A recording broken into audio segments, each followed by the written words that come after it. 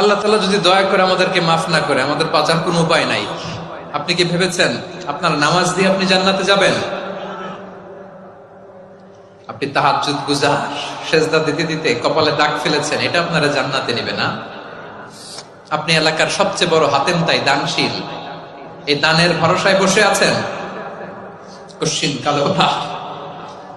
আমাদের নামাজ, আমাদের রোজা, আমাদের ইবাদত, এগুলোকে মিজানের পাল্লায় উঠালে কোনো ওজনই হবে না। তবে আমাদের একটা কৌশল জানা আছে, আমরা আল্লাহর রহমতের ভিখারি।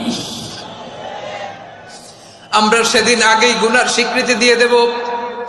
আমরা বলবো, আল্লাহ তুমি প্রশ্ন করার আগে তোমার একটা কথা বলি, আমারে কিছু জিজ্ঞেস করো না, আমি সব করেছি।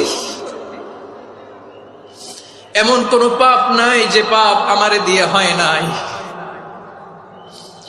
তোমার রহমত দিয়ে তুমি জান্নাতে পাঠাবা, তোমার দয়ায় জান্নাতে যেতে চাই, আমল দিয়ে না। পারবেন বলতে?